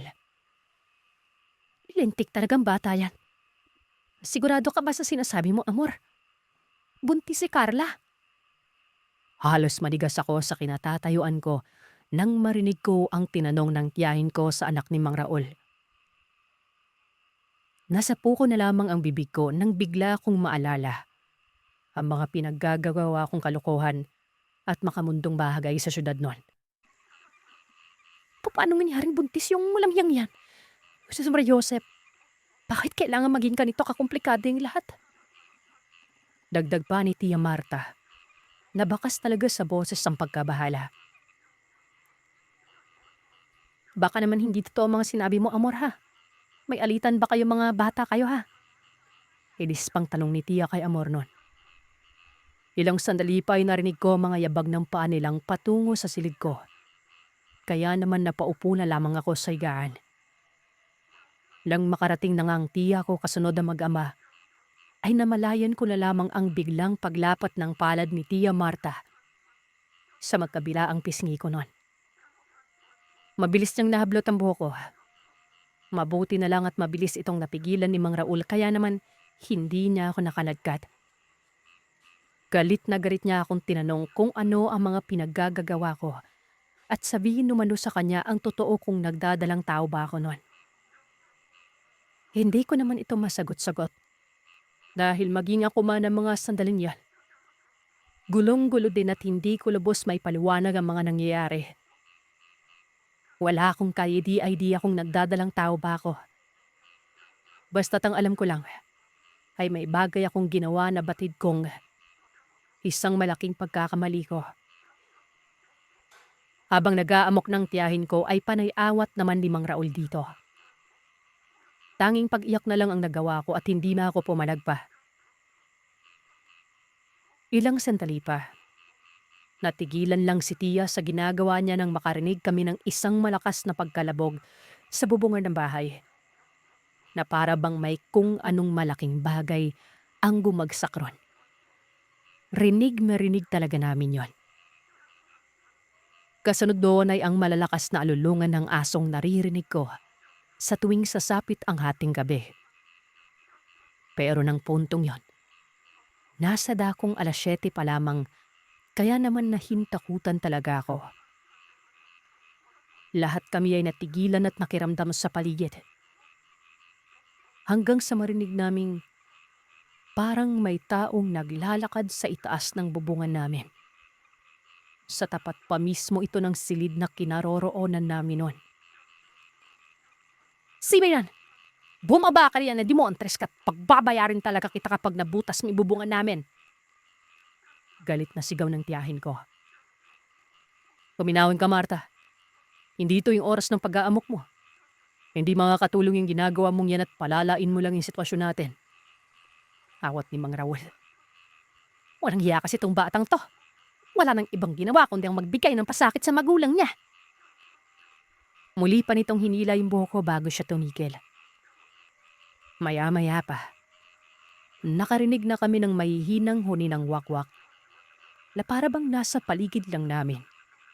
At halos bumulong na lang ito sa tenga ko. Bigla na lamang ding sumambulat sa paligid namin ang napakabaho at nakakasulasok na amoy. Hindi ko lubos may paliwanag ang amoy na yon. Halo-halo na ito na tila ba imbornal at nabubulok na bangkay ng hayop o bulok na isda. Basta masakit yon. Humahagod talaga sa lalamunan. Napatakip na nga lang ako sa ilong ko. Hindi ko na alam kung saan ako matatakot at ano ang iisipin ko ng mga sandaling yon. Naghalo-halo ng emosyon ko. Lalo na nang marinig naming may kung ano ang kumakalampag sa bintana ng silid ko. "Isara mo maigi yung bintana, anak. Ikutin mo din yung buong kabayan at tiyakin mong wala silang mapapasukan." Utos ni Mang Raul sa anak niya. Agad namang tumalima si Amor at madali nang tumakbo patungo sa bintana ko at ginawa ang sinabi ng kanyang ama. Matapos yun, lumabas na din ito ng silid para ikutin ang bahay. "Iyan na nga ba yung sinasabi ko? Kaya hindi kita pinapayagang lumabas at magdadagala sa baryo eh. Tingnan mo kung anong ginawa mo. Nilalagay mo sa peligro ang buhay nating lahat." Yaw-yaw ni Tiya sa akin nun. Ano pong ibig mong sabihin?" "Aswang ama yan. Maraming aswang dito. Sa sobrang katigasan ng ulo mo, wala kang pakialam sa mga nakapaligid sa'yo. Tingnan mo yung ginawa mo. Papahamak mo kaming lahat dito. Masyado ka makasarili." Hindi ko naman po alam, Tiya. Pasensya na po." "Sasagot ka pa talaga ah." Singhal nito. At muli na naman ako inumbahan. Kaya naman napasiksik na lamang ako sa sulok ng silid-tulugan ko. Hindi ko na nga tinangka pa ulit na magsalita dahil mas lalo lang itong ikakagalit ng tiyahin ko. Habang nagkakagulo sila ay nasa isang sulok lamang ako nun. Hindi ko na kasi alam ang gagawin ko at nilalamon na ako ng takot at tabang nararamdaman. Hindi lang sa mamamilalang nila sa labas, kundi din sa sinasabi nilang nagdadarampaw ako. Maya-maya pa, nakabalik na sa silid ko si Amor. "May sara ko na po ang lahat ng pwedwelang wadaanan, tay." Mainahang wika nito sa kabila ng mga nangyari na para bang normal na ang lahat sa kanya. "Salamat, anak. Mas mabuti pa sa silid na laming tayo magtago. Nang sa ganun, kung sakali makapasok sila, sama-sama tayo." Nagpatiuna na nga ito sa paglabas ng silid ko para magtungo na sa silid ni Mang Raul. Nang akamang susunod na ako, saglit akong napigilan lang maramdaman kong biglang kumirot ang bandang ibaba ng tiyan ko lang. Nung una, maiinda ko pa ito. Pero makaraan lamang ang ilang minuto ay tila ba sinusugatan na piyalukay ng loob ng tiyan ko doon. Ano pa rin hinihintay mo dyan? Tanong ni Pia. Hindi na ako nakasagot pa ng maramdaman kong may mainit na dumari sa hipa ko mula sa pagkababari ko at may anong nalablagran. Nang tingnan at kapain ko kung ano yon, nanlaki ang mga mata ko nang makita kong kulay pula ang likido. Inakala ko pa nung una na naihiya ko dahil sa takot pero nang tingnan ko ang palig ko, halos manginig ang buong katawan ko. Nang makumpirma kong dugo yun, may laman-laman pa. Pia, may dugo. Habol hininga akong tawag sa tiyaheng ko. Mas lalo pang yumalala ang sakit na nararamdaman ko noon. Manlalamig na rin ako't nanlalabo ng paningin ko. Maya-maya pa, nakita kong papanapit sa akin si Amor. Agaran naman akong napatras nang makita kong dahan-dahang nagbabago ang itsura nito. Ang kaninang magandang mukha niya, bigla na lang tinubuan ng makakapal na balahibo at nabuslian ang mga buto niya sa pisnginan. Nanlirisik din ang mapupulang nito mga matang mabalasik na nakatipig sa akin. Nang tuluyan na itong makalapit sa akin ay hindi ko na namalayan ang mga sumunod na nangyari. Ang huling narinig ko na lamang ay ang boses ng tiyahing kong sumisigaw na. Nagising na lang akong umaga na. Nasa loob na rin ako ng silibid ng Mang Raul kasama ang tiyahing kong may kausap sa may telepono. Larinig ko pa ang boses ng aking ina at pinapabalik na kami sa syudad. Lang maramdaman naman ni Tia na gising na ako lang. Napabuntong hinino na lamang ito. Tinapos na ang pakikipag-usap sa aking ina. Tayo man na ba maglakad? Tanong niya. Tanging pagpamulam naman ang naging tuwin ko. Sa kadahiran ng inaanan ako kung ano ang mga nangyari nung nagdaang gabi. Habang inaayos namin ang mga gamit ko ay sinabihan ako ni Pia na magpasalamat ako sa mag-amang para palalaga ng bahay. Dahil kung hindi dahil sa kanya, hindi na umano kami makakabalik sa syudad ng buhay nun. Lang tanungin ko naman siya kung ano ang mga nangyari. Matapos kong mawalan ng malay, ay sinabi niyang mas maiging ibaon na lamang sa limot na mga yon. Huwag nang maraming tanong pa. Sana ay maging aral umano sa akin ng mga kababalagal. Naranasan ko sa bahay na kinalakihan nila ng aking ina. Bago na kami tuluyang umalis, ay ginawa ko ang sinabi ni Pia Marta. Nagpasalamat ako sa mag-ama nun. Napakarami kong tanong sa sarili habang nasa biyari kami pabalik ng syudad. Latanging ang Pia Marta ko lamang ang makakasagot. Pero hindi ko na ito pinilit pa na sabihin niya sa akin ng lahat dahil ba't itong ikakagalit niya lamang yon. At deep nang kita ko na maging siya Sir Zep. Takot na takot. Pero magmula ng araw na yun ay bigla na nang nagbago ang pakikitungo sa akin ng tiyahin ko. Naging mabait at malumanay na ito kung makipag-usap. Hanggang sa dumating ang araw, may siya lang mismong nagkwento sa akin kung ano ba talaga ang mga nangyari ng gabi niya. Nawalan ako ng malay. Harlin sa kanya. Bago pa man ako himatayin ay may isang miralang na nakapasok umano sa loob ng silid kung nasaan papalabas pa lang ako. Nabuksan naman ang bintana ng silid ko rin. Nagmamadali itong makapasok para maabutan ako. Pero sinalubong umano yon ni Amor. Napasigaw na lamang si Tia ng malakas nang inuyan na akong bubagsak at nawalan ng malay. Dali-dali nga nila akong pinagtunuan ni Mang Raul na akayin patungo sa silid na mag-ama. Habang si Amor naman ang nakikipagpuno sa nilalang. At bago pa man kami lokarating sa silid bilang Mang Raul, ay may isa pang nakapasok sa loob ng bahay. Napakalaking aso o mananon na sa tingin ni Tia ay kasing laki na ng maliit na kalabaw. Dinidilaan pa rito ang mga duguhong naggalat sa napag habang nag-aanir. Naghahanda na rin umano itong sumugod sa aminan. Magbabalik ka, Marta! Ipasok mo na sa loob si Carla! Utos ni Mang Roy sa tiyahin ko. Kahit nabigat sa akin si Tia dahil wala akong malay. Hindi niya mano alam kung saan siya humugot ng lakas para mabuhat ko mag-isa.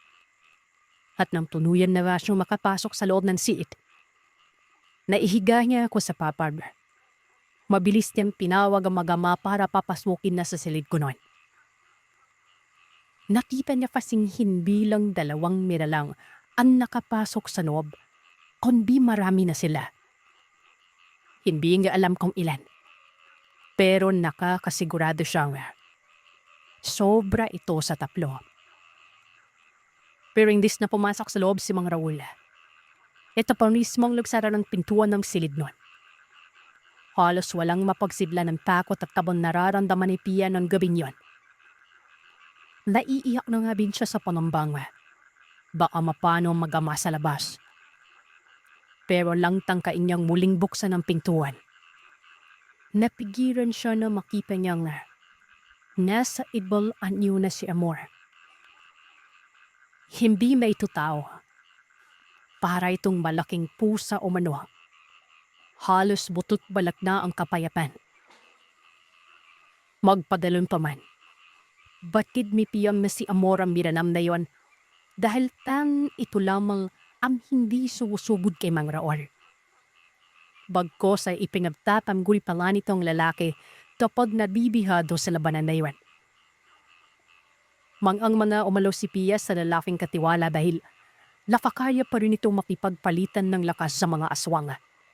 Gamit lamang ang isang latigo na kung hindi siya nagkakamali, puntot ng pagi. Sa bawat pagtamaw man ng latigo sa mga nilalang na yon, nasusugatan ng mga ito. Magpadalan pa man ay nagpupumuli pa rin umano mga ito sumugod sa silid bilang Mang Raul kung saan kami nananapiri. Hindi naman hinahayaan ng mag-amang makalapit ang mga nilalang sa silid at hinaharangan kaagad nila mga yon. Umabot din na mahigit kalahati o 1 oras ang pakikipaglaban ni Mang Raul sa mga nilalaw. Kaya naman hindi na alam ni Pia ang gagawin. Marami ng dugo ang nawawala sa akin, Juan. Doon niya pinawag ng lalaki para tulungan siyang asikasuin ako. Pagkapasok ni Mang Raul sa loob ng silid, inumpisan kaagad dito ang panggadumat sa akin kahit na may mga sugat at talmot din siyang natamo mula sa pakikipagbuno sa mga nilalang na yon. Ano nang gagawin natin? Tanong ni Pia. Wala na yung bata sa sinapupunan niya. Nakuha na. Ang gusto namang animal na yan. Pati siya kunin na. Laking gulat at takot ni Pia sa nalaman niya. Huyumeng lahat para sa bata. Yung magagawa ko na lang, iligtas tong pamangkin mo sa tiyak na kamatayan. Nabdad pa ni Mang Raul. Naisahan umalo kami ng mga nilalang. Inakala niyang pinagkainteresan lamang ako dahil dayo ako. Pero walang nakakaalam na nagdadalang tao din pala ako kaya ganun na lang kahayok ang mga yon na sumubod sa bahay. Doon ay sinabi din ni Mang Raul na kung hindi pa sinabi ng anak niyang buntis sa kunon, hindi niya malalaman. Kung sana'y nung una pa lang ay alam niya na, naagapan sana ang pagdadalang tao ko. Pero huli na ang lahat nun. Nang malaman yun ng tiyahin ko ay naiyak na lamang ito at naawa sa sinapit ko. Kahit nagagalit siya ay hindi niya maiwasang kabagal ako dahil magkadugo pa rin kami. Matapos akong lapatan ng gamot ni Mang Raul ay si Tia na mismong naglinis sa akin. At makaraan lamang din ng ilang oras doon. Nawala na mga ingay na naririnig nila sa labas ng silig. Kumatok na si Amor sa pinto. Pinagbuksan naman niya ni Mang Raul. Sinabi nitong wala na ang mga yon. Naitaboy niya na ang mga ito at paumaga na rin kasi. Hindi na natakot pa si Tia kay Amor at inaasahan niya ng hindi ito normal na tao. Hanggang sa sumikat na lamang umano ang araw nun. Laking pasasalamat ko sa mag-ama, Sir Seth. Lalong-lalo na kay Amor na nung una, kinaiinisan ko na siya pang nagligtas sa akin. Nagbagong buhay na din ako at naging malaking aral para sa akin ang lahat ng mga ginawa kong hindi maganda na nauwi pa sa pagbubuwis ng buhay nang sana'y magiging anak ko nun. Siguro nga ay hindi pa rin talaga siya para sa akin dahil kinuha agad ito nang hindi ko pa man lang nalalaman na nagdadalang tao pala ako. Pero magpaganon pa man, magmula noon ay naging mainat na ako. Hindi lamang sa bisyo na ginagawa ko nung kabataan ko, kundi pati na rin sa mga nasa taong nasa paligid ko.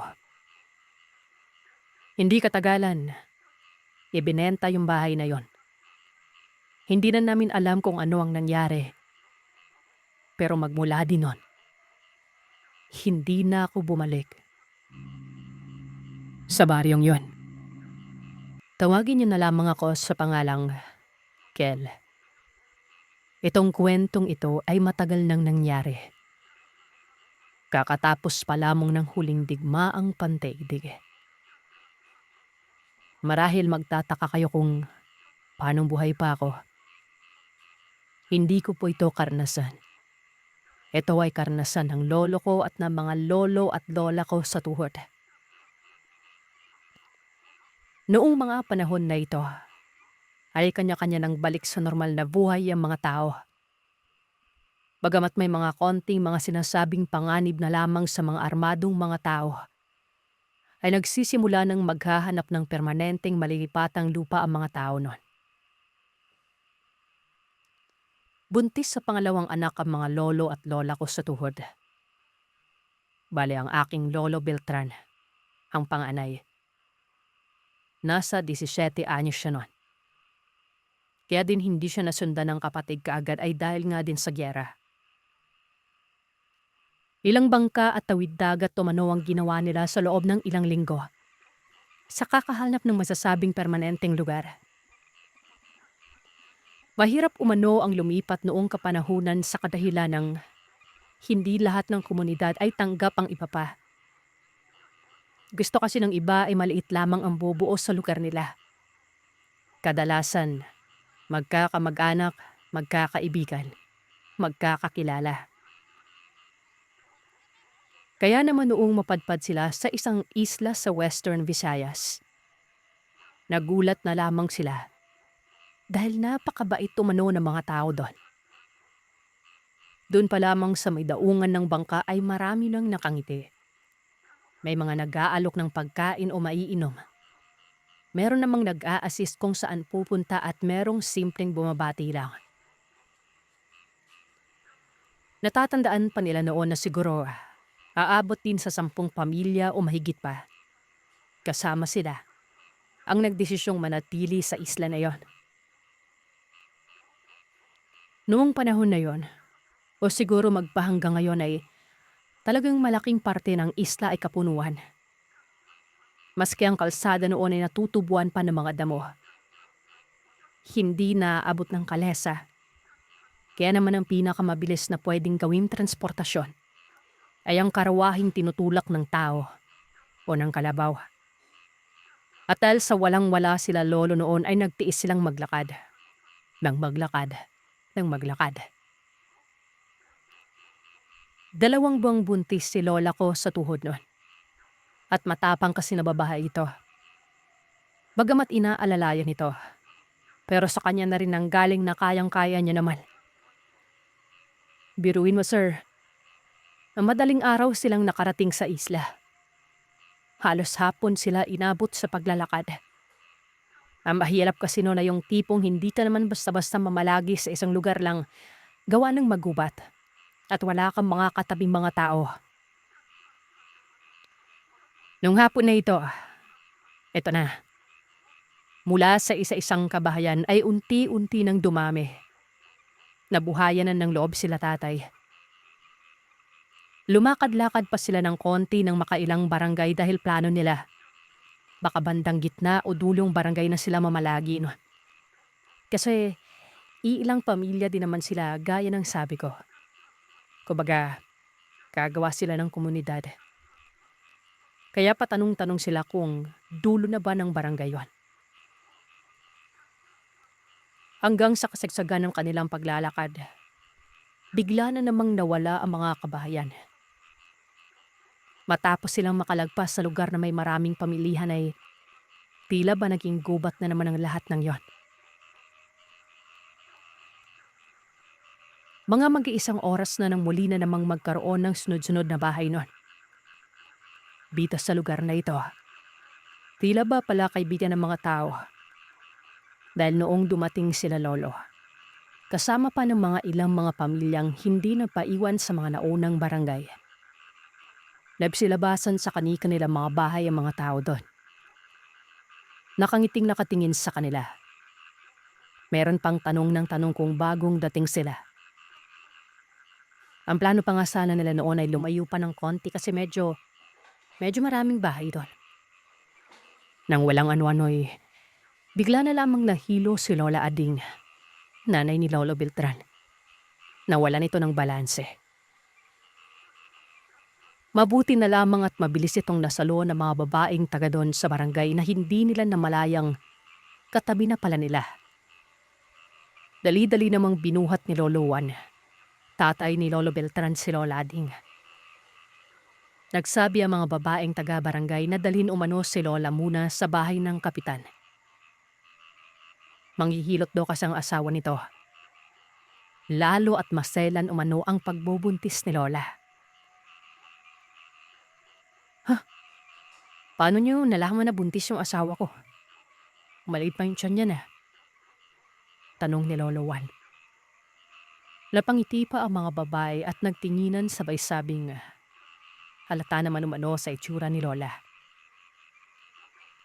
Dahil sa pag-aalala, hindi na lamang inalintana ni Lolo ang nangyari at kasama pa ng ilang mga pamilyang kasabayan nilang maglakad noon.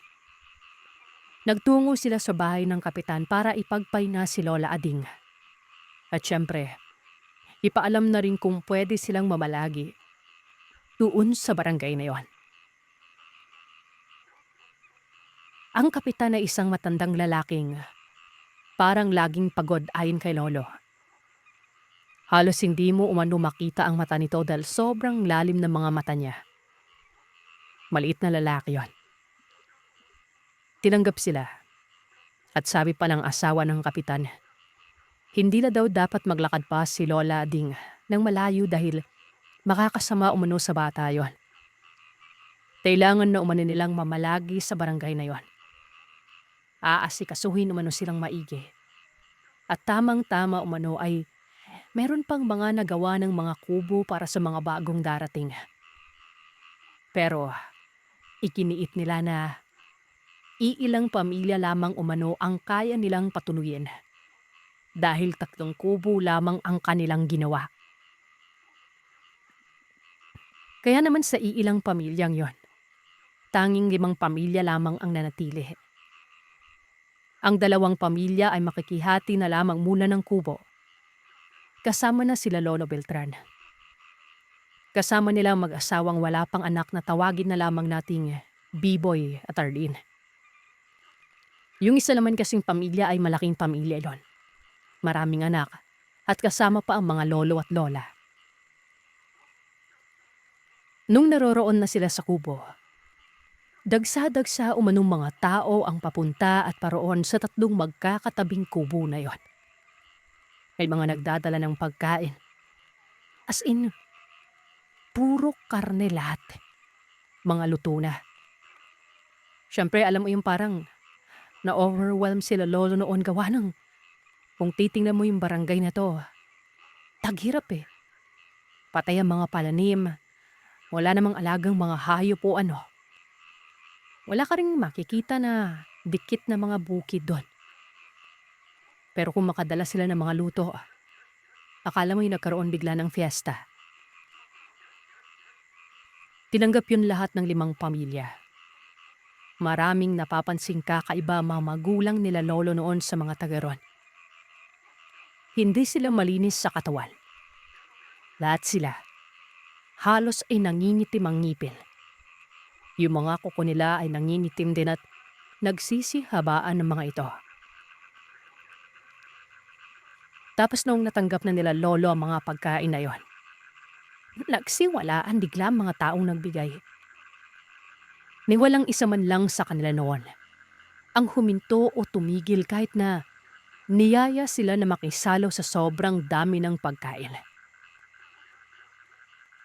Dahil sa gutom at pagod na rin nila sa ilang araw na paglalakbay, at ito ang unang beses nilang muling makakain ng karne noon. Kain lamang sila ng kain. Naglatag pa daw sila sa labas ng mga dahon ng niyog at pinatungan ng dahon ng saging. At doon inilagay ang mga binigay.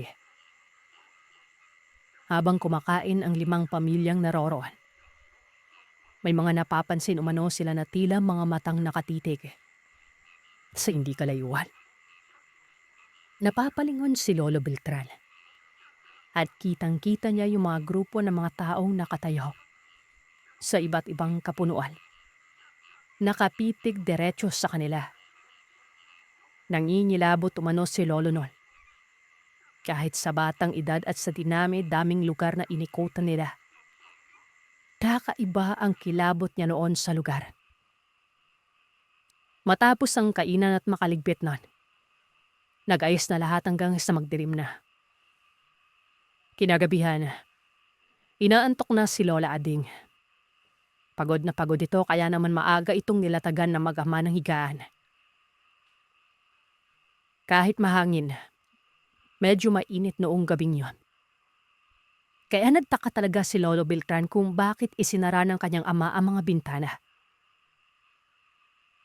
Pagkatapos noon ay pinanatili niyang nakabalot ang ibang mga kagamitan nila. Sok-sok din ni Lolo Juan ang kanyang itak na magmula nang naroroon sila ay hindi niya ito inalis. Tay, bakit to nakasara yung bintana?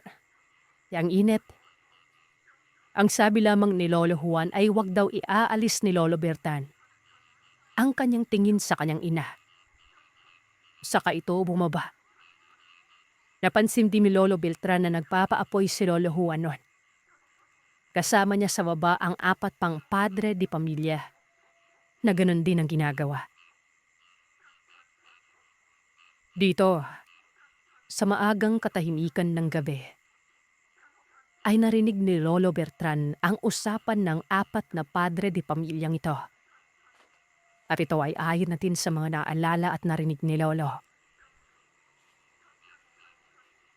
Parang may mali sa mga tao dito, Juan, no? Pansin mo ba? Para tayong nasa may bulwagan. Pinapanood nila tayo. Kunwari, patago-tago pa sila pero kitang-kita naman natin sila sa hindi kalayuan. At sa laki ng barangay, sobrang hiwalay naman itong 3 kubo na to na magkakatabi, di ba? Sa dulo pa ng lugar. Oo nga, Juan. Yung tinuluyan naming bahay, may nakita pa akong isang patadyong doon. Para bang may gumamit o nakatira dito dati. Tumugon naman si Lolo Juan noon na, o nga, hindi din ako mapakala eh. Yung mga nagbigay ng pagkain, hindi maalis-alis ang tingin kay Ading. Para bang merong kung ano sa buntis kong misis na pagkakainteresan nila. Tapusin lang natin yung gabi na to. Mag-alsabalutan na rin tayo kaagad. Hindi tayo makakaalis ng ganitong oras o ganito kadilim. Hindi natin alam kung gaano pa kalayo ang kasunod na barangay. Hindi ako makampante. Kung pare-parehas tayo ng pakiramdam na ganito, makiramdam na lamang muna tayo. Nung gabi na yon, nagbantay si Lolo Beltran katabi ni Lola Ading. Andon din si Arlene na isa pa nilang kasamang pamilya. Hanggang sa siguro sa pagod ay hindi na malayan ni Lolo na nakatulog na siya. Nadilat si Lolo na ginigising siya ni Arlene na yung babaeng kasama nila sa kubo. Sabi nito, Beltran, Beltran, ihanda mo yung itak mo. Bantayan mo ng maigi yung nanay mo. Timingnan ni Lolo Beltran ang kanyang nanay noon na tunog pero gumagalaw-galaw. Pinagpapawisan pero tila ba nananaginip ng hindi maganda. Tatawagin pa sana ng malakas ni Lolo Beltran ang kanyang nanay Ading pero pinigilan siya ni Arlene at sinabihang manahimik. Sabay turo ng pader. Nang ibig sabihin ay merong kakaiba sa labas. Sumilip si Beltran sa may pader na yun at kita niya yung mga tao. Maraming tao. Naglalakad sa gitna ng dilim. Yung iba ay nakatayo lamang. Nakaharap ang lahat ng mga ito sa kubo. Nakatitig na tila ba may binabantayan. Tila mga asong pasingot-singot ng mga ito. Napapansin din ni Lolo noon na ang buong paligid ay nangangamoy langis na galing sa niyog. Sobrang init. Maalinsangan. Pilit na niyuyugyug ni Lolo ang kanyang nanay Ading para magising pero wala. Hinanap niya ang kanyang Lolo Juan. Pero wala din ito sa loob ng bahay. Tito, sa pagkakataon na ito ay hindi binitawan ni Lolo ang itak. Umikot-ikot siya sa mga pader ng bahay at sumisilip nun. Nasaan ang kanyang ama? At ang iba pang padre de pamilya na nag-usap-usap kanina sa labas ng kanilang kubo. Pansin din nila na wala ng apoy. Usok at baga na lamang ang kanyang nakikita mula doon. Walang ano-ano. Nakarinig na sila Lolo ng kaluskos sa may pader. Yung tipo ng kaluskos na hindi biro. Umaalog talaga ang pader ng kubong yon. Na para bang merong umaakyat. Itong naging dahilan kaya dali-daling naglakad si Lolo papunta sa kanyang nanay Ading na wala pa ring malay nun. Akmang luluhod na sana siya para ayusin ang kanyang nanay para magising. Nang walang ano-ano, napahinto si Lolo. Dahil sa kanyang paa, sa may baba ng silong kung saan siya nakayabak, ay merong nakasilip nun. Nakatingala. Napaatras si Lolo Beltran. Unti-unti itong lumuhod. Nang silipin niya ang siwang ng silong, ay doon nakitang-kita niya ang isang babaeng halos ipagsiksikan ang mukha sa parte ng sahig, kung saan nakahiga ang kanyang ina. Para itong baliw, tunog baboy, amoy malansa. Hingal na hingal ito na halos dilaan na niya ang silong nun.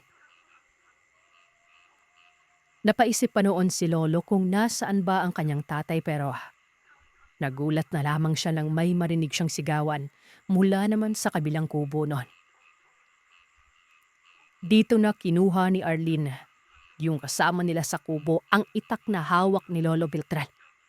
At siya mismo, walang pagdadalawang isip na itinusok sa siwang ng silong na yon ang patalim. Isang malakas na hiyaw ang sigaw na narinig niya. At kitang-kita niyang bumaon ng patalim sa balikat ng babaeng nasa ilalim ng silong na yon. Hanggang sa sunod-sunod na sigaw na ang kanilang naririnig. Hindi na alam ni Lolo kung ano ang nangyayari sa labas pero binuhat niya ang kanyang nanay Ading. Hinatak sa gilid kung saan dinoble ng babaeng kasama nila ang higaan nito. Inaapoy na ng labdat si Lola Ading noong mga oras na yon. Dahil sa hiyaw ng babae sa ibaba ng silong, biglang lalong umalog ang bahay.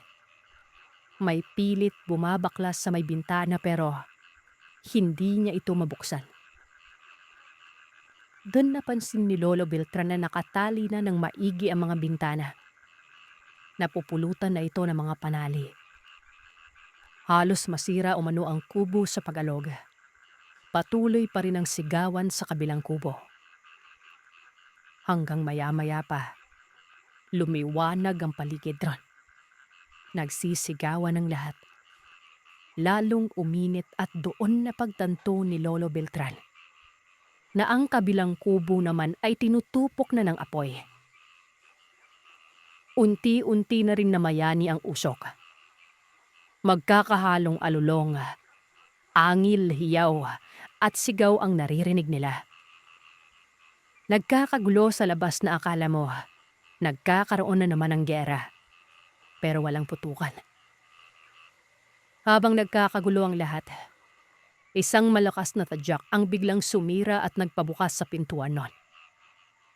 Nanginginig pa si Lolo Beltran noon pero nang makita niya si Lolo Juan, kasama pa ng ibang mga kalalakihan, gumaan ang loob niya. Agad tumakbo si Lolo Juan kay Lola Ading at dahil hindi ito magising, inakay na ito. Inabot niya kay Lolo Beltran ang dala-dala nitong patalim. Niyaya na sinumawa na sa loob ng kubo na lumabas at simpan siya. Beltran, anak! Lumabas na tayo dito. Umalis na tayo. Simulig kayo sa akin. Huwag kang magugulat sa makikita mo sa labas, anak. Kahit pa nung mangyari, huwag na huwag kang matapaklap. Protektahan mo kami ng nanay mo. Hawakan mo itong patalim. Pwede na kayo. Unang bumaba si Lolo Beltran at si Arlim. May kanya-kanya silang hawak na ita. Sablip na napimila si Lolo sa nakikita sa paligid na. Nasusunog ng dalawang bahay. May mga taong may dalalang ipak na sumusugod sa mga taong hindi tao. Ang ibig sabihin ni Lolo Beltran ay nakatayo ang mga nilalang sa dalawa nilang mga paa. May mga balawang kamay pero ang mga balahibo, mga mukha nila ay tila ba kalahating tao, kalahating demonyo. Kakaiba ang guhip ng ilong, ang mga malalaking ngipin at kulubot na mga mukha. Naninilaw o namumula ang mga mata nito. Hindi makadalaw si Lolo Beltran, kung hindi lamang binangga at sinigawan ng kanyang ama. Lapababa na rin noon ng hagdan. Hoy, Bilkan! O, baka nanaki ka na! Dali na! Kilituloy silang tumakbo. Napansin ni Lolo na pagkalabas ng kanyang ama. Bigla namang lapit din ang ibang mga kalalakihan para palibutan sila ni Lola Abing. At habang palayo sila ng palayo at magulo ang lahat, biglang lumiyab ang kanilang pinanggalinang kubunan. Sinusunog ito ng mga tao. Wala silang dalang type alo nakadamitan sa paglayo. Takbulakad lamang sila noon hanggang sa makarating sila sa kumpulan ng iba pa mga tao.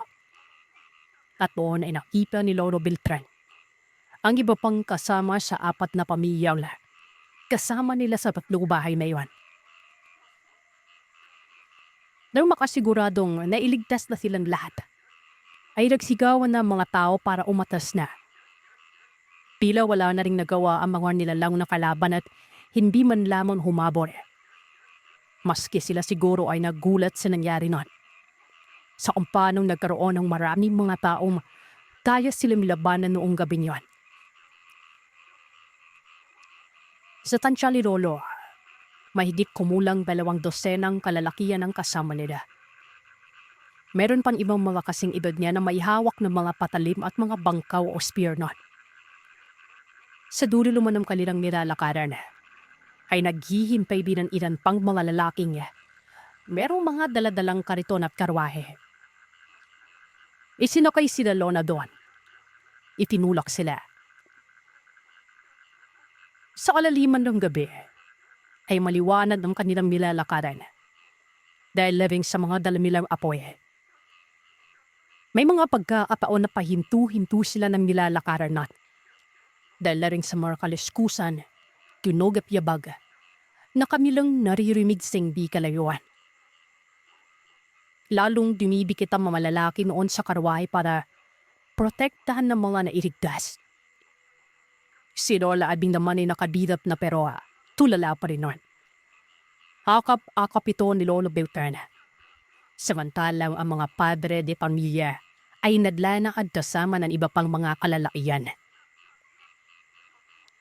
Hindi sila mapakali dahil sa bawat mapunong daan na kanilang nadadaanan ay may mga kaliskos at malalakas na hangil ang kanilang naririnig. Hinamon pa nilang lumabas sa mga ito, magpakita at nang makita nila ang kanilang hinahanap. Gumaan lamang ang pakiramdam ng lahat nang gumanda na ang ihip ng hangin. At nakalabas na sila sa alsadal, ang kahabaan ay puro na mga taniman at patpad na lupa. Isa sa mga namunguna sa paglalakad ng nagsalita yun. Manapibi kayo, Anerto. At iyan ang kwento ng aswang para sa araw na ito. Salamat sa inyong pakikinig. Huwag kalimutang mag-iwan ng komento at sabihin sa akin kung ano ang inyong naisip. Hanggang sa susunod na kwento, matulog kayong mahimbing kung kaya ninyo.